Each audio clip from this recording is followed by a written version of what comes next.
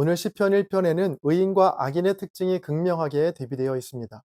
먼저 의인은 악인들의 꾀를 따르지 않는 사람, 죄인들의 길에 서지 않는 사람, 오만한 자들의 자리에 앉지 않는 사람이라고 나오죠. 자, 이어지는 2절입니다. 오직 여호와의 율법을 즐거워하여 그의 율법을 주야로 묵상하는도다. 자, 그러나 악인은 그렇지 않죠. 본문 4절과 5절입니다. 악인들은 그렇지 아니하며 오직 바람에 나는 겨와 같도다. 그러므로 악인들은 심판을 견디지 못하며 죄인들이 의인들의 모임에 들지 못하리로다.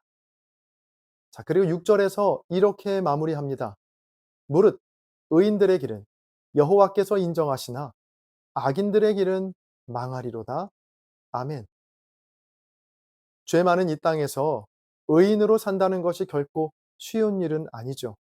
절대 다수를 차지하는 악인들이 있는 자리나 길에서 의도적으로 돌아서야 하니 말입니다. 따라서 의인으로 살기를 결단하는 사람들에게 늘 따라붙는 것이 바로 이 고독과 손해입니다. 많은 무리들과 어울리지 못하는 데서 오는 고독, 그리고 큰 이익이 예상되는 악한 길을 선택하지 않는 것에서 오는 손해이죠. 의인의 삶이 이렇게 고독하고 손해가 따라오다 보니까 자연이 드는 마음은 고독과 손해 뒤에 찾아올 복과 보상입니다. 악인의 꾀를 따르지 않고 죄인들의 길에 서지 않고 오만한 자리에 앉지 않고 오직 여호와의 율법을 즐거워하며 묵상하며 고독과 손해를 자처하는 의인들을 위해 하나님께서 주실 복이 무엇일까에 대해 기대하게 되는 것이죠. 오늘 본문에서 관심이 가는 부분도 바로 의인들이 받을 복입니다. 과연 하나님께서는 고독과 손해를 자처하는 의인들에게 어떤 복을 주실까? 시편 1편 1절에 보면 이 복이라는 단어가 등장하는데요. 시편 1편은 이렇게 시작합니다. 복 있는 사람은. 자, 우리의 바람대로라면 시편 1편은 이렇게 시작되어야 합니다. 복 받을 사람은. 자, 복 받을 의인은 이러이러한 사람들이고 이런 자들에게 하나님께서 복을 주시겠다는 약속이 담겨 있을 거라고 우리는 기대하죠. 자, 그러나 이런 우리의 기대와는 달리 복 받을 사람은이 아니라 복 있는 사람은이라고 오늘 말씀을 시작합니다. 유한하고 불완전한 인간에게는 늘 외부로부터 주어지는 복에 대한 기대, 복을 구하는 마음이 있습니다. 이러한 복을 바라는 마음은 신앙생활 속에서도 없어지지 않고 이 기복신앙이라는 말까지 만들어내는데요. 이 기복신앙이란 본인에게 득이 되는 복을 바라는 신앙 행태를 말합니다. 자, 이런 기복신앙의 시각으로 보면 오늘 시편 1편의 말씀이 참 불편하고 또 이해가 되지 않습니다. 시편의 기자는 의인이기 때문에 더 받을 복에 대해 말하기보다는 의인으로 살아가는 것 자체가 복이 있는 사람, 즉 이미 복을 받은 사람이라고 말하고 있기 때문이죠. 악인들의 꾀를 따르지 않고 죄인들의 길에 서지 않고 오만한 자들의 자리에 앉지 않는 것 자체가 복 있는 사람, 복 받은 증거라는 겁니다. 자, 이러한 복 이해는 오늘 본문 3절에서 절정을 이루는데 3절을 같이 보시죠. 그는 시냇가에 심은 나무가 철을 따라 열매를 맺으며 그 잎사귀가 마르지 아니함 같으니 그가 하는 모든 일이 다 형통하리로다. 아멘. 시편 기자는 말합니다. 의인이 하는 모든 일이 다 형통할 수 있는 이유는 바로 그가 시냇가에 심은 나무이기 때문이다. 여기에서 중요한 건 나무의 상태가 아니라 나무가 심겨진 장소입니다. 그 나무가 얼마나 크고 화려한지는 중요하지 않죠.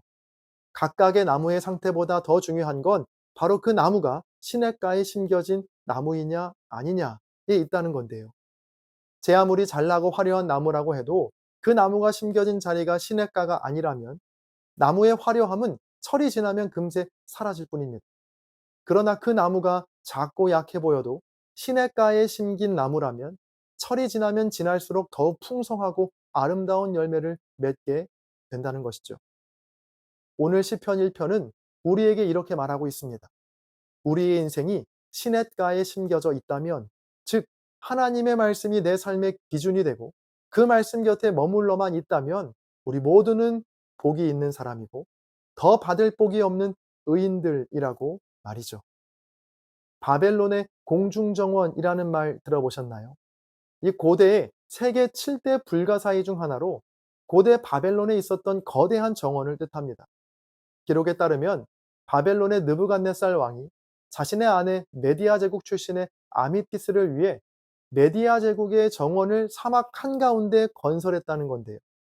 당시 공중정원의 상상도를 보면 사막 한가운데에 지어졌다는 것이 믿어지지 않을 정도로 풍성하고 푸른 나무들과 꽃들로 가득합니다. 자, 그러나 어디까지나 상상도일 뿐 실제 공중정원의 모습이 어떠했는지는 자세히 알 수 없는데요. 그 이유는 이 공중정원이 바벨론 제국의 멸망과 함께 흔적도 없이 사라졌기 때문입니다. 여러분, 혹시 하나님을 믿는다고 하면서도 바벨론의 공중정원과 같은 삶을 꿈꾸고 있지는 않나요? 시냇가에 있지 않아도 충분히 나의 능력과 재력으로 사막 한가운데 아름다운 정원을 만들 수 있다고 생각했던 느부갓네살 왕처럼 시냇가 되시는 하나님을 찾기보다는 더 많은 능력과 재산이라는 또 다른 복을 구하고 있지는 않나요? 자, 그렇다면 오늘 시편 1편의 말씀을 조용히 읊조려 보시기 바랍니다. 하나님의 말씀 안에 거하는 것 자체가 복 있는 사람이고 마르지 않는 생수이신 주님과 함께하는 인생이 가장 복된 것임을 기억하시기 바랍니다. 그리고 잠잠히 이렇게 선포하십시오. 주님, 나는 이미 복이 있는 사람입니다. 제가 주님 외에 무슨 복을 더 바라겠습니까? 이러한 고백으로 오늘 하루도 주님께서 주신 복을 누리고 그 복 안에 거하시는 저와 여러분 모두가 되시기를 주의 이름으로 간절히 축원합니다. 함께 기도하시겠습니다. 존귀하신 주님, 우리를 주님이라는 시냇가에 심어주시고 철을 따라 아름다운 열매를 맺게 하신 은혜에 감사를 드립니다. 때론 나보다 더 화려하고 풍성한 열매를 맺는 인생들을 보며 복을 찾아 기웃거릴 때가 있지만 오직 주님 안에 거하는 것이 내게 주신 가장 큰 복임을 깨닫고 마지막 순간까지 주님이라는 시냇가를 떠나지 않는 복이 있는 인생이 되게 하여 주옵소서. 감사드리며 복의 근원 되시는 우리 주 예수 그리스도의 이름으로 기도합니다. 아멘.